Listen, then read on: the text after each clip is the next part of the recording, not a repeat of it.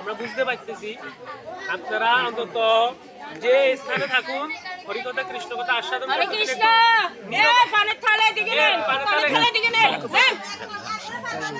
আসরে পান দিবেন না, পান এই সকল জাতীয় খাওয়া দাওয়া যার ইচ্ছা সে গিয়ে উঠে এখানে উচিষ্ট মুখ উচিষ্ট করে বসা যাবে না। কথা বলবি না দয়া করি, কয়ে কথা বলবে না।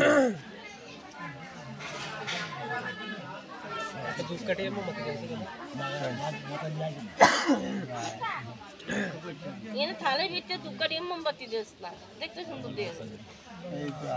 বৃন্দাবন বৃন্দাবনে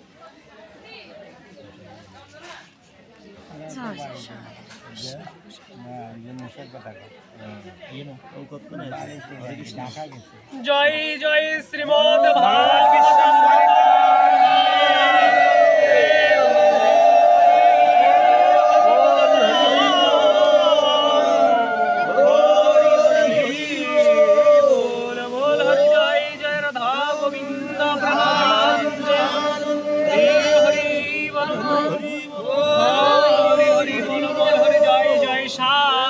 अरे जाया तुम ले वो अब आगे जो तुझे ना सॉरी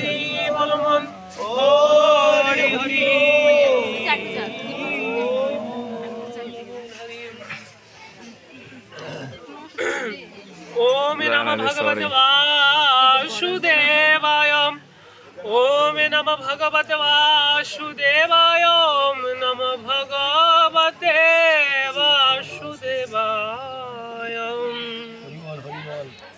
वंदे अहं श्री गुरु श्रीयुतपदा कमलं श्री गुरुवैष्णवांश्च श्रीरूपं शग्रजातहं सहगण रघुनाथं नितां सजीवम् साद्वैतं सावधूतं परिजनसहितं श्रीकृष्ण चैतन्य देवं श्रीराधाकृष्णपादनं सहगना ललितां विशाखान्वितांश्च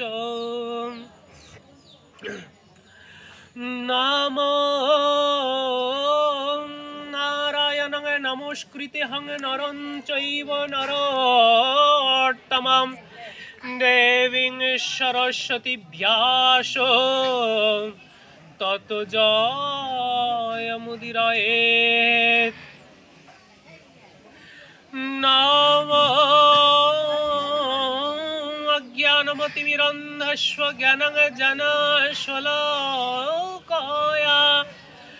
चक्षुरायोन्मीलितं तस्मै श्री गुरुवे नमो नमः ध्यानमूलं गुरुमूर्ति पूजामूलं गुरुपद मंत्रमूलं गुरुवाक्य मोक्षमूलं श्रीगुरुकृपा नमो ब्रह्मणदेवाय गो ब्रह्मणहिताय च जगद्धिताय कृष्णाय गोविन्दाय नमो नमः नमो कृष्णाय वासुदेवाय हराय परमात्मने प्रणतक्लेशनाशाय गोविन्दाय नमो नमः नमो तप्त कंचन गौरांग राधे वृंदावनेश्वरी वृषभानु सुते देवी प्रणनामि हरिप्रिये नमो राशच्छव विलासिनी नमस्ते परमेश्वरी कृष्ण प्राणाधिके राधे परमानंद विग्रहे नमो पंचतत्वयात्मकं কৃষ্ণ ভক্ত স্বরূপতকং ভক্তায় অবতার ভক্তক্ষং নমামি ভক্তি শক্তিকম নাম মহাবদন্নাথায় কৃষ্ণ প্রেম পদায়তে কৃষ্ণ কৃষ্ণ চৈতন্যে নমো নমো নাম নীলাচল নিবাসায় নিত্যায় পরমাত্মনে বলভদ্রায় সুভদ্রাভ্যাং শ্রী জগন্নাথায় তে নমো নমঃ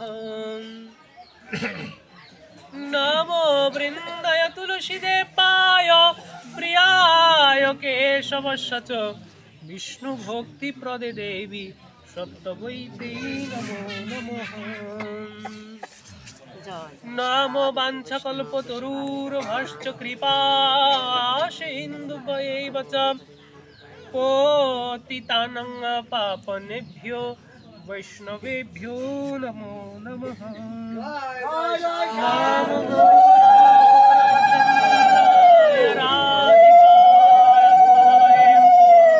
कृष्णाय कृष्ण भक्तयो तद्भक्ताय नमो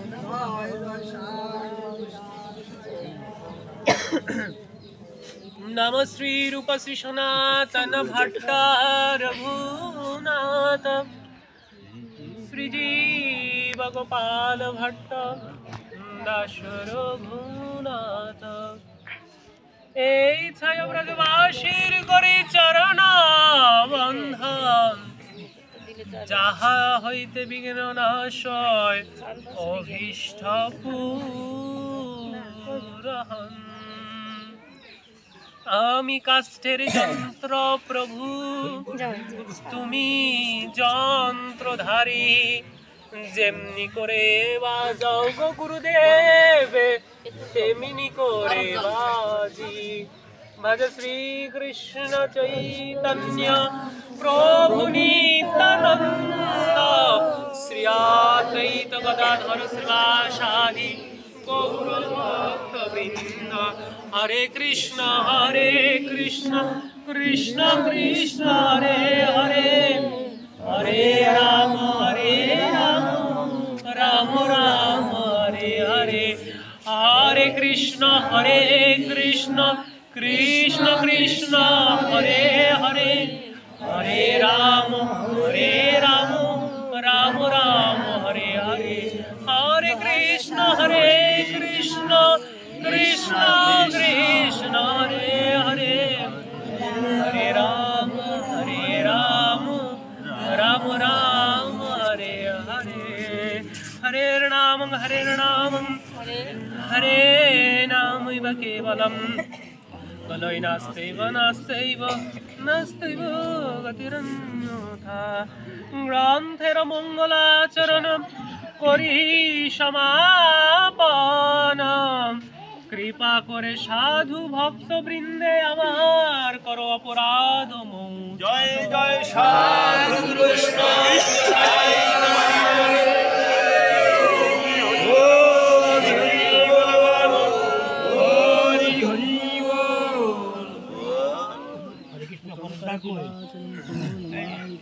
পাঠকের মালা পড়ে দিন না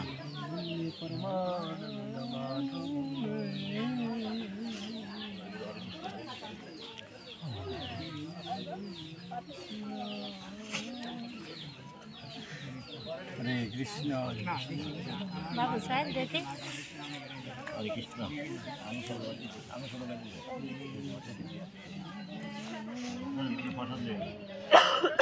মালা পড়ে আগে দেখেন ভক্ত আরো আছে না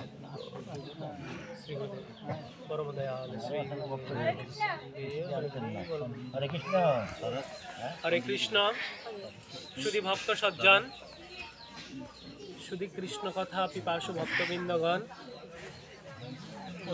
আমি অতি মোড়মতি আমার নাই কোনো ভক্তি স্তুতি আমি অধম আপনারা পতিত পাবন আমি অজ্ঞ আপনারা বিজ্ঞ আমি কনিষ্ঠ আপনারা জ্যেষ্ঠ তাই আমার মতো হেন অধমের যদি বালকের যদি ভাগবতীয় কথায়, কৃষ্ণ কথায়, মঙ্গল আচরণে কিংবা গ্রন্থ পাঠে যদি কোনো ভুল ত্রুটি হয়ে থাকে, কোনো কিছু লক্ষ্য করিয়া থাকেন, সর্বভক্তবৃন্দের শ্রী পাদপদ্মে এই নিবেদন, সর্বভক্তবৃন্দগণ নিজ গুণ আমার ক্ষমা মার্জনা করবেন এবং এই কৃপা করবেন।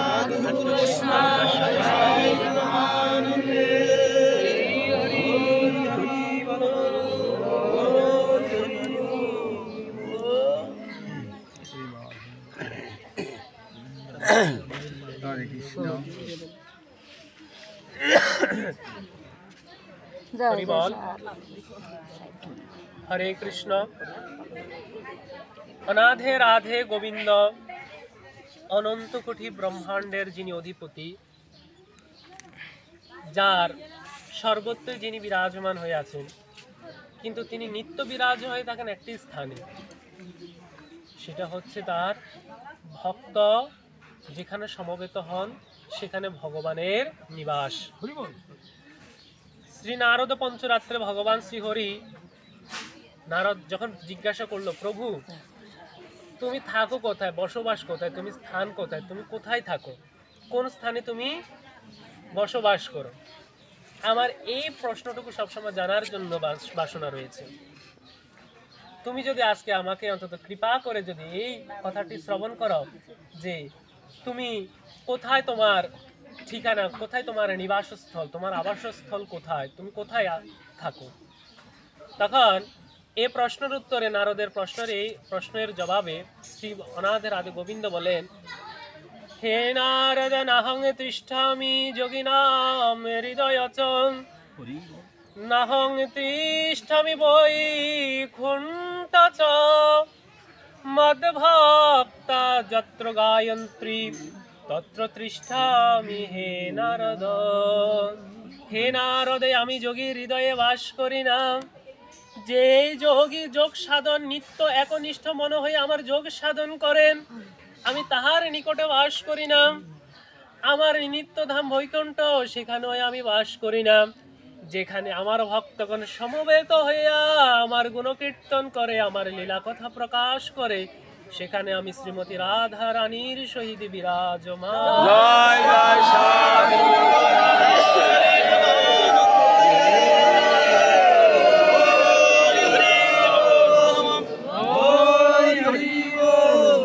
তখন নারদ বুঝতে পারলেন যে ভগবান হয়েছেন ভক্তাধীন ভগবান, ভক্তের অধীন।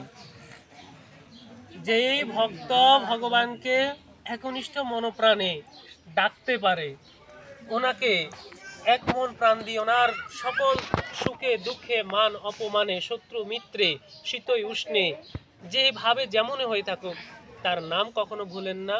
ভগবান শ্রীহরিও তার কথা কখনো ভুলেন না। তো তার জন্য গোবিন্দ কোথায়? নিত্যধাম, এই ভক্ত সঙ্গে ভগবানের বাস। তাই তো বলছেন, ভক্ত গোষ্ঠী সহিত আমার গৌরাঙ্গ জয় জয়, শুনিলে চৈতন্য কথা ভাগবতমৃত কথা, ভক্তি লভ্য হয়। তাহলে হরিভক্ত, কৃষ্ণ ভক্তি, গুরু ভক্তি লাভ করার পন্থাই হচ্ছে একমাত্র শ্রবণ। হরিকথা আস্বাদনের মাধ্যমে কোনো ভক্তের হৃদয়ে ভক্তি, যে কোনো মনুষ্যের হৃদয়ে ভক্তির স্থাপন হতে পারে। তাহলে শুনতে হবে সেভাবে, আমাকে চিন্তা করতে হবে, আমি এই যে নিত্য বৃন্দাবনে আসছি, আমি এই বৃন্দাবন স্থানে নববৃন্দাবনে যে আসছি, এই নববৃন্দাবনে আমি ভক্তি সহিত কি হরিকথা কৃষ্ণ কথা আস্বাদন করছি কিনা। যেমন সুত গোস্বামী, সুখদেব গোস্বামী যেভাবে ভাগবতীয় কথা শ্রবণ করাইছিলেন, আর সুত মুনি অনেক দূর থেকে একনিষ্ঠ এক মনোপ্রাণে ভাগবতীয় কথা কৃষ্ণ কথা শ্রবণ করেছিলেন।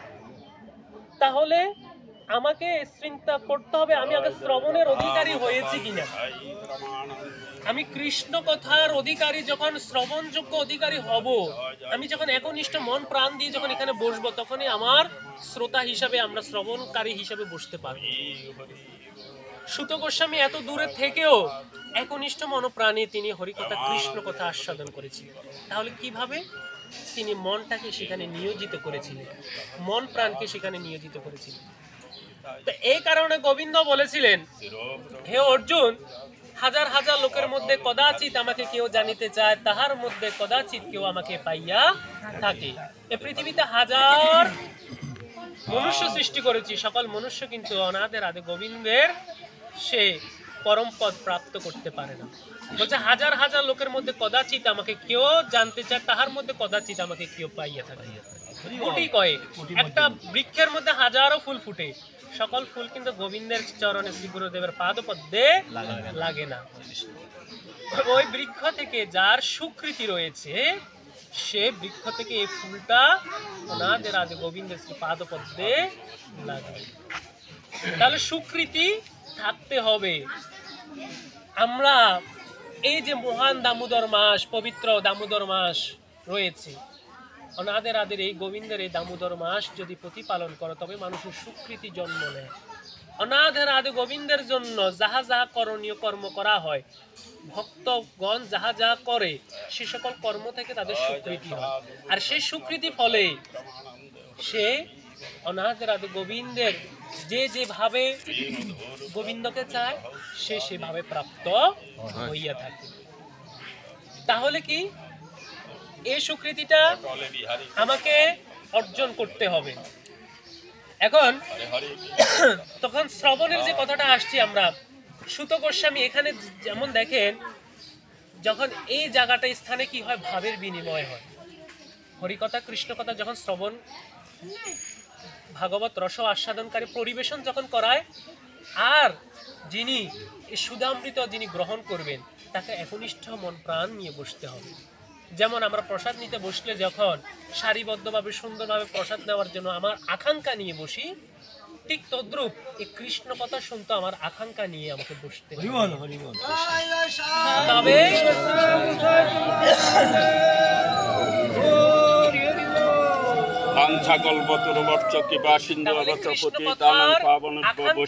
আপনাকে কি করবে, সে সুধামৃত কথা আপনার কাছে বারদি অমৃতময় মনে হবে।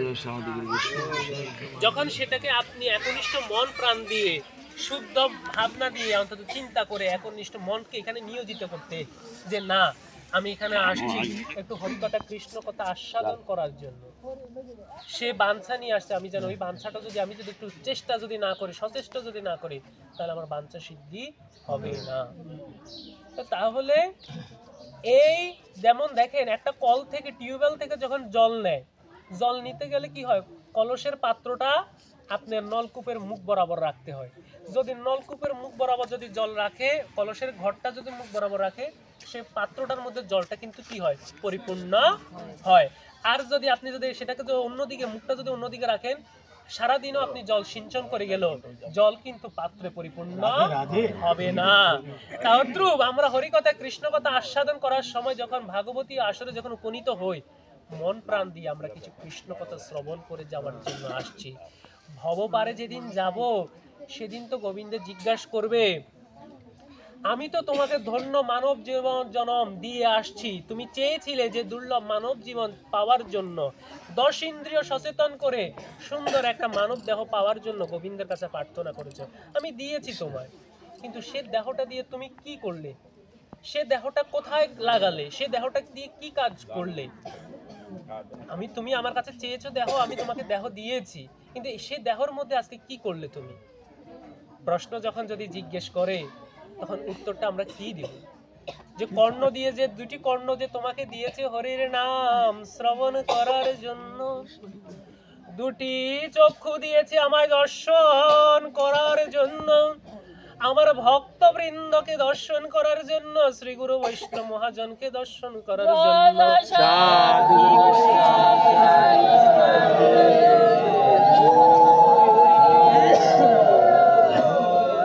আমি তোমাকে 2টি পদ দিয়েছিলাম, যেখানে আমার ভক্ত সঙ্গ হবে সেখানে যাওয়ার জন্য।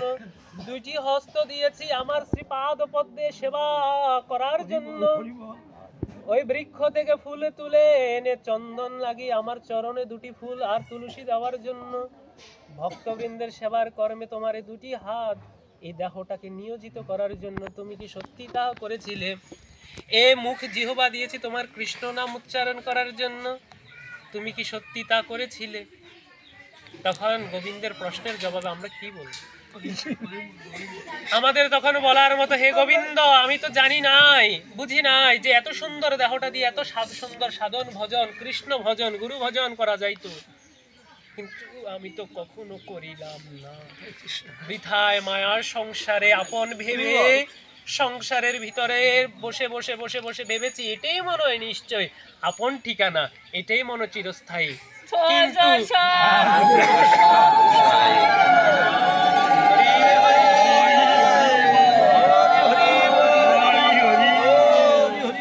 তো সেই আপন ঠিকানা ভেবে মায়ার সংসারে পৌত্রকে আপন ভেবে সারাটা দিন সংসারের অকুল সাগরে জল সিঞ্চন করে গেছি, কিন্তু কুলের ঠিকানা কখনোই পেলাম আমি না। ওই কুলের ঠিকানা খুঁজতে খুঁজতে আমি সাগরের জলে ডুবে গেলাম, কিন্তু কুল তো আমি পাইলাম না।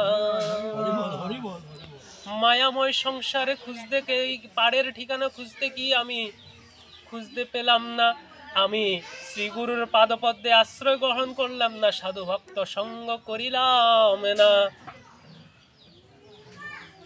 এই যে আমার আপন ঠিকানা সংসারকে ভেবেছি, যে সংসারে থাকি আমি সারাক্ষণ চিন্তা করেছি আমি যদি না থাকি আমার সংসার চলবে না, আমি যদি না থাকি আমার এই কাজ হবে না। কিন্তু আদৌ কি আমি যদি নাই থাকি পৃথিবী কি তার সূর্য কি উদয় হবে না, সংসার কি প্রতিপালন হবে না? সব কিছু পৃথিবীর গতিপথে পৃথিবী চলবে, শুধু আমি না থাকলেও কিন্তু আমার পরিবার চলবে, সবে চলবে। কিন্তু আদৌ কিন্তু আমি আমার ঠিকানা খোঁজ করলাম না। আমি আমাকে জানতে চাইলাম না যে সত্যিকারে আমি কি আমার যাকে ভাবছি আমার পুত্র পরিজন। গীতায় গোবিন্দ তাই বারবার বলে গেছে, যা হয়েছে তা ভালো হয়েছে, যা হবে তা ভালো হবে, যা হারিয়েছে তা কি তোমার ছিল? তোমার আজ যা ছিল তা কাল অন্য কারো ছিল, পরশু তা অন্য কারো হবে। তুমি যা নিয়েছো এখান থেকে নিয়েছো, যা দিয়েছো এখানে দিয়েছো, তোমার কি ছিল? কি ছিল? সত্যি তো যা হয়েছে ভালো হয়েছে। গোবিন্দ আমাকে আজ কোথায় নিবে, কোন জায়গায় যাব আমি তো বলতে পারি না। গোবিন্দ গীতার মধ্যে বলছেন, হে অর্জুন, আমি যন্ত্র রুহু পুতুলের মতো আমি জীবগণকে তাহাদেরকে চালনা করি, আমি তাদেরকে চালনা করি। আমি চাই তারা কোন পথে যায়, তাদের হুঁশ কোন দিকে। এই কারণে গানের মধ্যে বলেছেন গৌর ভজনে যে হুঁশ থাকিতে বেহুঁশ হইও না, সদাই সাধুর সঙ্গ করো, সদাই সদা লাপন করো, হুঁশ থাকিতে বেহুঁশ হইও না। সদাই সাধুর সঙ্গ করার জন্য বলছে, ভক্ত সঙ্গ করার জন্য বলছে। ওই যে বিদ্যালয় গেলে বিদ্যা শিক্ষা হবে, ডাক্তারালয় গেলে চিকিৎসা পাবে, আর যদি ভক্ত সঙ্গ করো প্রসার চরণামৃত পাবে, পদধূলি পাবে, হরিকথা শুনবে। ভবপারে যাওয়ার জন্য তোমার যত বস্তু আছে সবই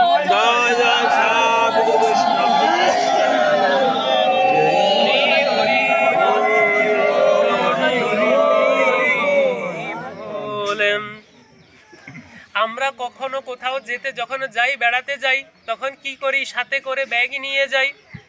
একটা ব্যাগের মধ্যে কাপড় চোপড় আমার নিত্য প্রয়োজনীয় সবকিছু নিয়ে যাই। ওই যেদিনে ভবপারে যাবে তুমি, সেদিনে সঙ্গে করে কি নিয়ে যাবে? তোমার সেই ভবপারের জন্য কি প্রস্তুত করে রেখেছ? প্রত্যেকে কি আমরা ভবপারের জন্য ব্যাগ কি আমরা তৈরি করছি? আমরা কি আমাদের ভবপারে যাওয়ার জন্য ব্যাগের মধ্যে আমরা সবকিছু গুছিয়ে নিয়েছি যে ভবপারে যেদিন যাব সেদিন তো আমার এগুলো সাথে করে নিয়ে যেতে হবে? তৈরি করছি ব্যাগ? করি নাই। কিন্তু যখন বাপের বাড়ি যাব, মেয়ের বাড়ি যাব, আত্মীয়র বাড়ি যাব, সেদিন যাওয়ার জন্য সবকিছুই ঠিক করছি। কিন্তু আমি ভবপারে যেদিন যাব তার জন্য, পরমাত্মার জন্য, পরমের জন্য তো আমি কিছুই তো নিলাম না। তাই বলছে একটু ভক্ত সঙ্গ করো। হে অর্জুন, তুমি অভ্যাসের দ্বারা মন স্থির করো। অভ্যাস যদি করিতে না পারো তবে আমার প্রীতিমূলক সেবার কর্ম করো, তবে তোমার মন স্থির হবে। একদিন দুই দিন করিতে করিতে করিতে করিতে আমার প্রতি তোমার মনোনিবিষ্ট একদিন হবে। তার জন্য কি করলেন,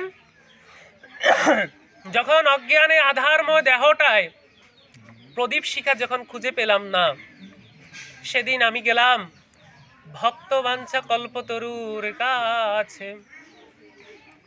যিনি যে কল্পের নিচরে বসলে, যে কল্প বৃক্ষের নিচে বসলে সকল মানুষের বাঞ্ছা সিদ্ধি হয়, সে আমার পতিত পাবন গুরুদেব, আপন গুরুদেবের কাছে যদি আমি আশ্রয় গ্রহণ করি, তবেই আমাদের সে সকল আমরা অন্তত আমাদের বাঞ্ছা যে হে গুরুদেব আমি কিভাবে ওনাকে ডাকিব, কি নাম দিয়ে ডাকিব, সেই নাম আমাকে একবার অন্তত আপনি প্রদান করেন। আপনি যদি আমাকে নাম প্রদান না করেন তাহলে তো আমি ওনাকে পাবো।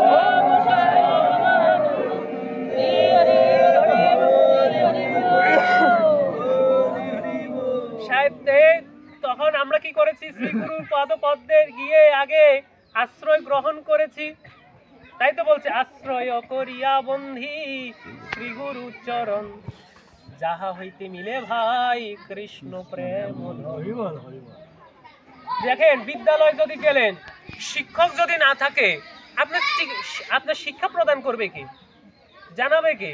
বই আছে, পুস্তক আছে, চক আছে, সিলেট আছে, বোর্ড আছে, সব আছে, কিন্তু একজন মাস্টার যদি না থাকে তাহলে তো আপনাকে শেখানোর মতো কেউই নাই। চিকিৎসালয়ে ডাক্তারের কাছে গেলেন, ডাক্তার বাবু যদি না থাকে, অপারেশন রুমের সব আছে যন্ত্রপাতি, আপনার চিকিৎসাটা করবে কে? তদ্রূপ এই ভবান্নবের মধ্যে গোবিন্দ, গীতা, ভাগবত, অমৃত সকল গ্রন্থ রয়েছে। যতক্ষণ পর্যন্ত শ্রী গুরুর পাদপদ্মে আশ্রয় না গ্রহণ করবেন ততক্ষণ পর্যন্ত আপনি তো গোবিন্দকে জানিতে পারবেন না, গোবিন্দকে আপনি চিনিতে বুঝিতে, গোবিন্দের যে নাম, সে নামটা তো আপনি গুরুদেবের যদি না প্রদান করে তাহলে তো আপনি ওনাকে কিভাবে ডাকিবেন, কিভাবে চিন্তা করিবেন? তাই তো ভগবান অনাদের আদি গোবিন্দ পর্যন্ত গুরুদেব ধরেছেন না? তিনি তো জগৎরে শিখাই গেছেন, নিজে আচরিয়া ধর্ম জীবেরে শিখায়, নিজে না আচরিনয় ধর্ম জীবেরে নাহি শিখানো না যায়। আবার গীতায় বলে গেছেন, হে অর্জুন, শ্রেষ্ঠ ব্যক্তি যাহা করেন সাধারণ মানুষ তাহাই অনুসরণ করেন। আমার এই পৃথিবীতে জন্ম নাই, সংসার নাই, কোনো কিছু নাই, তারপরেও আমি জীব শিক্ষার জন্য প্রতিটা কর্ম সম্পাদন করিতে হয়, তখন হইতে হয় না। তখন বলছে কি, এই অনাথের আদি গোবিন্দ এই কারণে কি করেছেন, তিনি জীবকে শিখানোর জন্য তিনিও শান্তিপনি মুনির আশ্রমে গিয়েছেন। মুনির আশ্রমে গিয়ে গুরুদেব বলছেন, প্রভু হে অনাথের আদি গোবিন্দ, হে ব্রজেন্দ্র নন্দন, তোমাকে আমি কি নাম দেব? এই পৃথিবীতে প্রতিটা নামের উচ্চারণে তো তুমি, যে আমার নামই আপনি আমাকে প্রদান করুন, না হলে যে এই পৃথিবীতে যে গুরুর মর্যাদা, গুরুর যে থাকবে না, গুরুর যে পাদপদ্ম আশ্রয় গ্রহণ, জীব শিক্ষা লাভ করার জন্য গুরুর কোনো আশ্রয় নিবে না। তাই আপনি আমাকে আজ, আমি আপনার চরণে দিনার্থ ভিখারি, আজ আপনি আমাকে কৃপা করে নামের যদি ভিক্ষা দেন তবে আমি সে নাম গ্রহণ করি। জয় জয় সাধু গুরু বৈষ্ণব।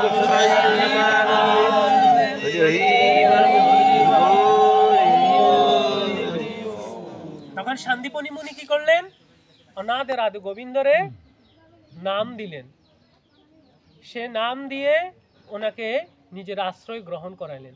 বশিষ্ঠ মুনির কাছ থেকে শ্রী রামচন্দ্র নাম নিলেন, তারপরে আপনার শ্রী চৈতন্য মহাপ্রভু ভারতী গোস্বামীর কাছ থেকে নাম। তাহলে জীবকে তো তিনি শিখাই দিয়ে গেছেন যে অবশ্যই তোমরা যতই শ্রেষ্ঠ জন হও, যত বড়ই হও, প্রত্যেকে একজন সে আপন গুরুদেবের পাদপদ্মে আশ্রয় গ্রহণ করতে হবে। গুরুই সেদিন যদি আজকে প্রথমে কি করেছিলেন, যখন বহুরূপে অন্ধকার আধারের মধ্যে খুঁজে যখন পথ পাচ্ছেন না, তখন শ্রী গুরুদেবের পাদপদ্মে গিয়ে বলছেন, আমি কিভাবে উদ্ধারিব, কিভাবে ওনাকে চিন্তা করিব, কিভাবে তাহাকে জানিব। তখন ওনার চরণে যখন গেছেন, তখন উনি তখন আগে কি করেছেন, গুরুদেবের কাছে আগে কি পেয়েছিলেন? গুরুদেব আগে কি করেছিলেন? আপনাকে দয়া করেছিলেন। গুরুদেব দয়া যদি না করতে পারতেন, গুরুদেবের পাদপদ্মে চরণ তলে আসি বসতে পারতেন না। দয়া করে বলছে যে আসো, দয়া করাতে আপনি দয়া পেয়েছেন, দয়া করাতে আপনি সে স্থানে বসেছেন। আর যখন গুরুদেব এই দয়া করার পর যখন আপনাকে কৃপা করে বুঝতে যে বলেছে তুমি কি বাঞ্ছা নিয়ে আমার কাছে এসেছো, তোমার কি অভাব রয়েছে, তখন বলছেন যে গুরুদেব আমি অন্তত নাম শুনিতে চাই, যে নাম শুনিলে আমার দেহ আত্মার সাথে, পরমের সাথে সংযোগ হবে, সম্পর্ক তৈরি হবে। আমি যে নাম সপ্তম মাস কাল গর্বে ভুলে গিয়েছি, সেই নাম আবার আমাকে পুনরায় আপনি স্মরণ। জয় জয় সাধু গুরু বৈষ্ণব। হরি হরি বল। তো তার জন্য কি করেছেন, তখন সেদিন গুরুদেব কৃপা করে আপনাকে নাম দিয়েছেন। এই কারণে বলে গুরু কৃপা হি কেবলম, গুরু কৃপা হি কেবলম, গুরু কৃপা হি কেবলম, গুরু কৃপা হি কেবলম, গুরু কৃপা হি কেবলম, গুরু কৃপা হি কেবলম। সেদিন গুরুদেব আপনাকে কি করেছিল, ভক্ত আর ভগবানের সাথে সম্পর্ক করে দিয়েছিল। আপনি ভবনদীর এই পাড়ে বসে আছেন, গোবিন্দ ওই পাড়ে বসে আছে, আর এই দুইজনের মধ্যে সম্পর্ক ভবতরীর তরিখানা নিয়ে আমার শ্রী গুরুদেব শ্রীমতী রাধারানী এসে আমাকে নিয়ে গেলেন কোথায়, তাহার পাদপদ্মে আমাকে নিয়ে গেলেন। এখন পাদপদ্মের কর্ম করলে না পাদপদ্মের কর্মতে যায় আমি উপস্থিত হবো। যে এখন আমি যদি আজকে বলতাম আমি এখানে আসবো না, তাহলে কি আমি আজকে এই সাধু বৈষ্ণবের পদধূলো কি পাইতাম? তদ্রূপ এই যে আজকে 365টা দিন যাওয়ার পরে দামোদর মাস আসছে, এমন একটা মাস, নিয়ম মাস। হ্যাঁ, আবার এই 365 দিন বাঁচি থাকি, কে বাঁচে কে মরে তা তো বলা যায় না। এই নিয়ম মাসের সময় আজকে এই যে পালবাবু যে একটা বৈষ্ণব সম্মিলন দিয়েছে, হ্যাঁ সাধু সম্মিলন দিয়েছে, এই দিনে যে আবার পদধূলো পাবো, কে থাকে কে বা না থাকে বলা তো যায় না। তো সবাই অন্তত দামোদর মাসে নিয়ম মাস অন্তত একটু সাত্বিক আহার করতে চেষ্টা। জয় জয় সাধু বৈষ্ণব, জয় হরি হরি বল, হরি হরি একটু সাত্বিক আহার করতে চেষ্টা করেন। দেখেন পূর্ণিমার থেকে, লক্ষ্মী পূর্ণিমার থেকে রাস পূর্ণিমা পর্যন্ত আমাদের দামোদর মাস এমন একটি মাস, প্রিয় মাস আমাদের জন্য। ভাগবতে লেখা আছে, ভাগবতের মাহিত্যের ভিতরে লেখা আছে, যে উচ্চ স্বরে যে নাম না করে তার জনম জনম সে পাপী হয়ে থাকে। আর বলছে যে আমার করণিকা না করে তার মতন এই পৃথিবীতে পাপী আর কেহ নাই। তো যারা আমাদের গুরুর আশ্রিত হয়েছে, অন্তত পক্ষে একটু সন্ধান্তি করবেন, একটু তিলক ধারণ করবেন, একটু হরির নাম করবেন, একটু বৃন্দাজি চরণে জল দিবেন, একটু গীতা ভাগবত পাঠ করবেন। যেখানে সাধুর সঙ্গ হয় শোনার মাত্রে অন্তত একটু দর্শন করতে যাবেন, তাহলে আপনি পরমাত্মার আহার অবশ্যই তৈরি হয়ে যাবে। কারণ আজকে কি খাইছেন, আজকে চিন্তা করছেন, কালকে কি খাবেন, কালকে চিন্তাও করছেন, আবার ভবিষ্যতে কি খাবেন, নায়নাতুল্লাহর জন্য কি করবেন সেটাও করে যাচ্ছেন। কিন্তু আমার এ পরমাত্মার জন্য, জীবাত্মা ভূতাত্মা পরমাত্মা আত্মা রামেশ্বর, এই পরমাত্মার জন্য আমরা কি করে যাচ্ছি? তো ওই যে কিছুক্ষণ আগে বলছে না ব্যাগ রেডি করতে, ওই ব্যাগের ভিতরে পরমাত্মার কিছু গুরু যাহা দিয়েছে, যার গুরু যাহা দিয়েছে, অন্তর গুরুর বাক্য শিষ্যের ধর্ম, অন্ত আপনারা সেটা করতে চেষ্টা করবেন। কারণ না করলে ও ব্যাগ খালি করি লই যাইলে আর আপনাকে শ্রীমতী রাধারানী আপনাকে চরণ তলে আশ্রয় দিবেন না। কথা বুঝছেন? এ রাধারানী হচ্ছে আমার পরম বৈষ্ণব। হ্যাঁ, এ বৈষ্ণবের দর্শন করতে হলে আমার গুরু কৃপাহীন কেবল, গুরু যাহা দিয়েছে তাহাই আমার জন্য বাঞ্ছা। হরি বল। তো আজকে আমাদের এই গুরুদেবের কৃপার কারণে গুরুদেব যেদিন, আমরা স্কুলে ভর্তি হলে শুধু হবে না, স্কুলে শুধু নাম লিখলে হবে না, আপনি ভর্তি হয়েছেন ক্লাস 1-এ, কিন্তু নিয়মিত যদি ক্লাস না করেন আপনি তো জ্ঞান শিক্ষা, বিদ্যা শিক্ষা কোনো কিছুই পাবেন না। ও গুরুদেবও সেদিন আপনাকে নাম দিয়ে আপনাকে ধর্মজগতের এই স্কুলে আপনাকে কি করেছেন, ভর্তি করে দিয়েছেন। তখন থেকে সেদিন থেকে বলেছে ওই দাবি অন্তত চেষ্টা করবে যেখানে সাধু সঙ্গ হয়, ভক্ত সঙ্গ হয়, সেখানে গিয়ে সাধু সঙ্গ, ভক্ত সঙ্গ করার জন্য বলা হচ্ছে। অন্যান্য মাসের তুলনায় এই কার্তিক মাসে সাধু সঙ্গ, ভক্ত সঙ্গ, যে কোনো ধর্মীয় কৃত্যের অধিকতর সহস্রাধিক ফল রয়েছে। অন্তত যাদের ব্যাধিগ্রস্ত, অসুস্থ, সারা বছরও যদি সাধু সঙ্গ, ভক্ত সঙ্গ যদি করার মতো যদি না হয়, অচল অবস্থায় চলাফেরাও যদি কষ্ট হয়, অন্তত চেষ্টা করবেন অন্তত এই দামোদর মাসের মধ্যে হলে একটু ভক্ত সঙ্গ করার জন্য। দেখেন আমাদের গুরুদেব বা আগের দিনে বৈষ্ণবগণ কি করতেন, প্রভাতে জাগরণ হয়ে সকালবেলা ঘুম থেকে উঠে আগে বাড়িতে জাগরণ কীর্তন করে, তারপরে দিয়ে আরতি দিয়ে, ধূপ দ্বীপ দিয়ে, তারপরে ওনারা সেবা শান্তি অনুষ্ঠানে সর্বস্থানে যাইতেন এবং ভক্তের বাড়িতে জাগরণ কীর্তন করিতেন। দেখা গেছে কি, হ্যাঁ, এর পরবর্তীতে কি এই সকল কর্মাদি করিতেন।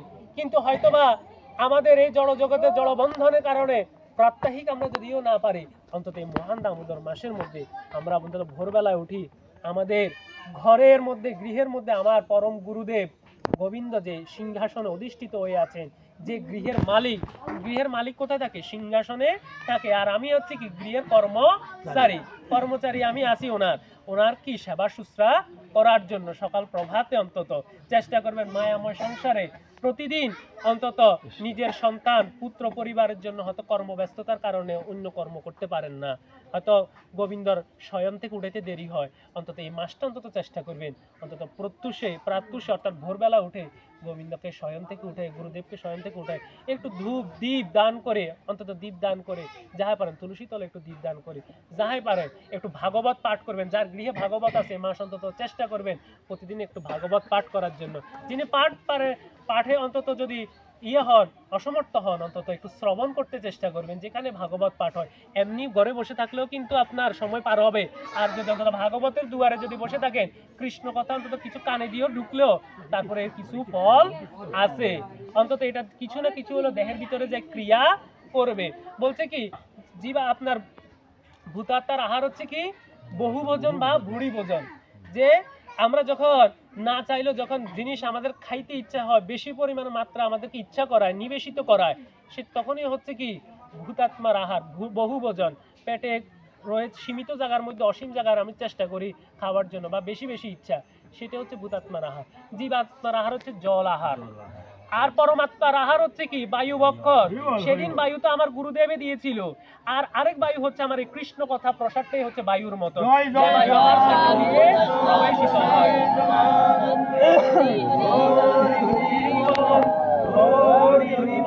এই যে দেখেন আমরা তো এখন যখন প্রসাদ নিতে বসবো তখন অন্ন দানা, শস্য দানা, গোবিন্দের প্রসাদিত অন্ন আমরা গ্রহণ করতে পারবো। কিন্তু পরমাত্মার আহার হচ্ছে বায়ু। যে বায়ুটা কোন বায়ু? যে কৃষ্ণ কথা, হরি নামের গুণাগুণের বায়ু প্রসাদটা যখন কর্ণ দিয়ে শ্রবণ হবে, আমার পরমাত্মার আহার শান্তি হবে, তৃপ্ত হবে। হরে কৃষ্ণ। তো এই কারণে অন্তত চেষ্টা করবেন এই মাসটি অন্তত আমরা শুনতে পারবো। ওই যে বলেছেন মা গোস্বামী, আপনার সঞ্চয় আমরা করি যখন শরীরে শক্তি থাকে, বল থাকে, বুদ্ধি থাকে, তখন কি করে টাকা যখন বেশি কামাই, তখন দেখা গেছে কি 100 টাকার মধ্যে ওই 50 টাকা নিজের সংসারের জন্য খরচ করি, বাকি 50 টাকা বৃদ্ধকালের জন্য সঞ্চয় করে রাখি। যখন ছেলে মেয়ে বড় হবে তাদেরও তো খরচ আছে, বিয়ে দিতে হবে, এটা করতে হবে, সেটা করতে হবে, তখন তো আর দুই রথ চলবে না, কর্মও করতে পারবো না, শক্তি অসমর্থ হবে। তো চিন্তা করে দেখুন, যেদিন এ দেহরথ চলবে না সেদিন কিন্তু আর সাধু সঙ্গে আসিয়া বসতে পারবেন না। সুতরাং এখন থেকে দেহরথ যতক্ষণ পর্যন্ত সচেতন আছে, চলাচল করার মতো সমর্থ আছে, সক্ষম আছে, অন্তত একটু সাধু সঙ্গ, ভক্ত সঙ্গ করবেন। কারণ টাকা পয়সা উপার্জন করার জন্য তো দোকানে যান, ব্যবসায় যান, কর্মস্থলে যান, আর অন্তত অন্তিমকালের আহারের জন্য, অন্তিমকালে চিন্তা করার জন্য অন্তত এই সাধু ভক্ত সঙ্গে যাবেন। কেননা সেদিন আর টাকা পয়সা আপনার মুখে দিবে না, সেদিন আপনার মুখের মধ্যে একটু প্রসাদ চরণামৃত দিবে। পৃথিবীতে ঘর করেছেন, দুয়ার করেছেন, স্ত্রীর জন্য স্বর্ণ তৈরি করেছেন, অলংকার তৈরি করেছেন, কিছুই গাড়ি করেছেন, বাড়ি করেছেন, কিছুই সাথে দিবে না। সেদিন যাওয়ার সময় তাড়াহুড়ো করে প্রাণ যখন চলে যাচ্ছে, যখন প্রাণ বায়ুটাকে নিয়ে যাওয়ার জন্য ওইখান থেকে দুধ প্রেরণ করেছেন আপনাকে নেওয়ার জন্য, সেদিন তাড়াহুড়া করে যাওয়ার জন্য তাড়াতাড়ি করে কি দেয়, অন্য হান্যে যাওয়ার সময় বাবা যেদিন যাবে, ও বাবা মোবাইল নিতে ভুলে গেছে, বাবার জুতা নিতে ভুলে গেছে, বাবারে সেদিন সেগুলো তাড়াতাড়ি করে দেয়। কিন্তু পরম যেদিন চলে যাবে সেদিন তাড়াহুড়া করে আসে, আগে প্রসাদ চরণামৃত দেয়, বুকের মধ্যে একটু গীতা আনি দেয়, একটু গোবিন্দের গুরুদেবের প্রসাদ চরণামৃত আনি দেয়। কেন না সেদিন যে যাবে, এই দেহটা যে যাবে, দেহটা কি নিয়ে যাবে? অন্তত প্রসাদ চরণামৃত নিয়ে গেল, গোবিন্দ তার অন্তিমকালের উদ্ধার আছে। জয় জয় সাধু গুরু বৈষ্ণব গোসাই প্রেমানন্দে হরি হরি বল মন হরি হরি বল। হরে কৃষ্ণ। শ্রীমদ্ ভাগবতে যাই তো এই কারণে প্রসাদ চরণামৃত প্রতিদিন নিতে চেষ্টা করবেন। শ্রী গুরুদেবের গোবিন্দের প্রসাদ, একটু চরণামৃত প্রসাদ প্রতিদিন নিতে চেষ্টা করবেন। কারণ বলা যায় না কোন দিন আপনার পরম চলে যায়, কোথায় পরম চলে যায়। এই কারণে ভক্ত সঙ্গে, সাধু সঙ্গে, বৈষ্ণব সেবা একটু আসি প্রসাদ চরণামৃত নেবেন, নাম কীর্তন যেখানে অন্তত একটু আহ্বান পড়ে শুনেন যাবেন। কারণ অন্তিমকালে যাওয়ার সময় প্রসাদ চরণামৃত দিবে, এ ভিন্ন আর কোনো কিছুই আপনাকে দিবে না। তাই এগুলো আগে এখন থেকে যদি কর্মে সৌভাগ্য করে যদি না রাখেন, অন্তিমকালে যাওয়ার সময় সেগুলো আপনার থাকবে না কর্মে। অভ্যাস করতে হবে। দাদা হরে কৃষ্ণ, এডুকেশন না স্বীকৃতি, পূর্বজন্মে স্বীকৃতি, অস্বীকৃতি কি আমার গাড়ি বাড়ি নাকি? না, পূর্বজন্ম আমাদের এই স্বীকৃতিটা কখন হবে? যেমন পুণ্য আর স্বীকৃতি দুইটার পার্থক্য আছে। পুণ্যটা হয় কিভাবে? যেমন আজকে আমরা দেব দেবতার উপবাস যখন আমরা করি, যেমন লক্ষ্মী পূর্ণিমার ব্রত করলাম বা বিভিন্ন দেবতাদের যখন ব্রত উপবাস করলাম, সেটা হচ্ছে কি আমাদের পুণ্য অর্জন হয়। সে পুণ্যটা আমাদের একটিবার জনম অনুভ্রমণ করে, শাস্ত্রে বলছে, হরিভক্তি বিলাস গ্রন্থে বলেছেন। আর যে পুণ্যটা আর আমাদের হচ্ছে কি আপনার স্বীকৃতিটা হচ্ছে কি, স্বীকৃতি আপনার সহস্র জনম, অর্থাৎ যে যেমন কেমন অনাদের আদি গোবিন্দের সেবা, গোবিন্দের কাজ করলে, গোবিন্দের সেবার কাজ করলে, প্রসাদ চরণামৃত গ্রহণ করলে, ওনার নাম গুণাগুণ কীর্তন করলে অন্তত সেখান থেকে স্বীকৃতি জন্ম নেয়। এই স্বীকৃতি কখনো ক্ষয় হয় না। সেই স্বীকৃতির কারণে ধন্য মানব কুলে আসতে আবার সাধন ভজন করতে পারবেন। এই কারণে গোবিন্দ বলছেন তো, হে অর্জুন, দেব দেবতার পূজা করিয়া দেবলোকে যায়, কিন্তু যে ব্যক্তি আমার আরাধনা করিয়া, আমার একনিষ্ঠ হইয়া, আমার অচলা ভক্তি দিয়ে আমার ভজন সাধন করেন, সে আমাকে প্রাপ্ত, আর আমাকে পাইলে তার আর কোনো জন্ম আর হয় না। জয় জয় সাধু গুরু বৈষ্ণব গোসাই প্রেমানন্দে হরি বল মন হরি হরি বল। কোরআন দিয়ে দেখতাম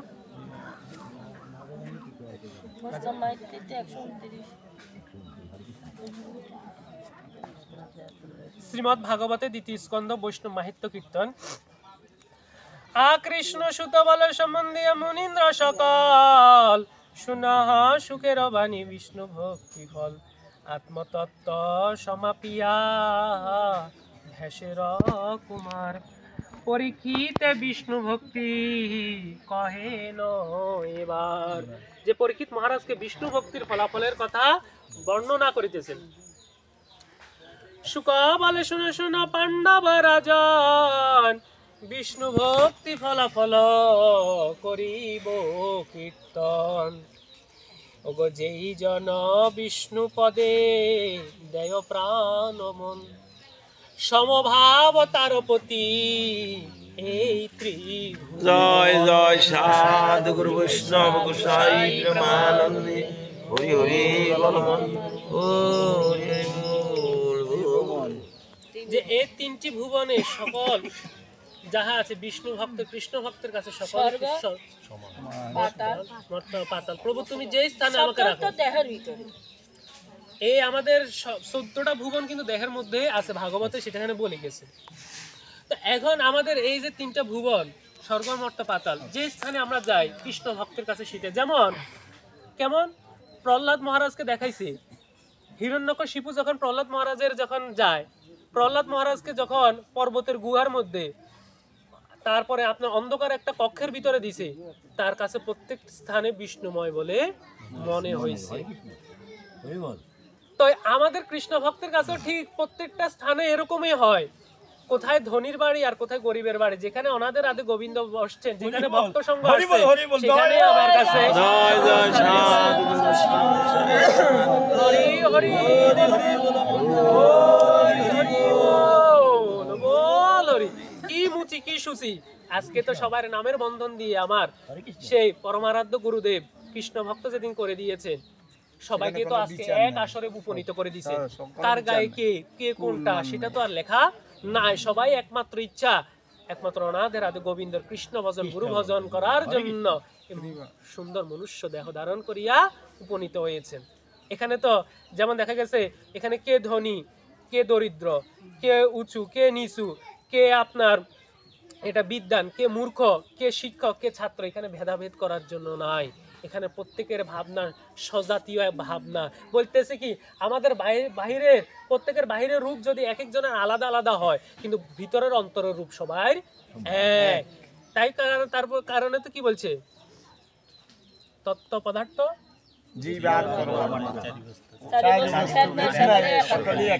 দিয়েছেন সেদিন একাত্তা করে। সেদিনে তো একই সুতার মধ্যে বিভিন্ন ফুলের বিভিন্ন জায়গা থেকে আসলো, প্রত্যেক সুতা দিয়ে প্রত্যেক ফুলকে তো এক মালার মধ্যে গেঁথে দিয়ে দিয়েছেন। এইভাবে তো আমার সাধু সঙ্গ মহাপ্রভু শোনো হরিদাস শোনো নাম গুণাগুণ করো কৃষ্ণ ভজন করে, এটা দিয়ে সবাইকে এক আসরে উপনীত করে দিয়ে গেছে। সেদিন তো আর কোনো ভেদাভেদ রাখেন নাই। এই কারণে বলছে সমভাব সর্বজীবে, এই কারণে কৃষ্ণ ভক্ত কি করেছেন, সমভাব করে গেছেন। ওগো সর্বফলবদ বিষ্ণু এ বিশ্ব মাজারে, যার যা হয় অবিলাস তাহা দেন তারে।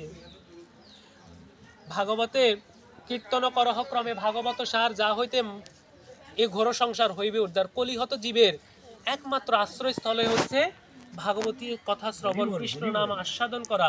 এই শ্রীগুরু পাদপদ্ম আশ্রয় গ্রহণ করে কৃষ্ণ নাম গুণাগুণ ভাগবতী কথা কৃষ্ণ কথা শুনে নিজের আত্ম উপলব্ধি যখন উদ্দীপন করে, তখনই তার উদ্দেশ্য সার্থক হয়ে যায়, যে না সত্যি আমার যাইতে হবে, যাওয়ার চিন্তা করতে হবে। এই কারণে গোবিন্দ গীতার মধ্যে বলেছেন কি, যে ব্রহ্মদর্শী ব্যক্তি যাহাতে নিদ্রিত থাকে জাগ্রত থাকেন, তত্ত্বদর্শী বিষয় ব্যক্তি তাহাতে নিদ্রিত থাকে। বিষয় ব্যক্তি যাহাতে জাগ্রত থাকে, তত্ত্বদর্শী ব্যক্তি তাহাতে নিদ্রিত থাকেন। বিষয় ব্যক্তি চিন্তা করে কি, বাবুরে সেবার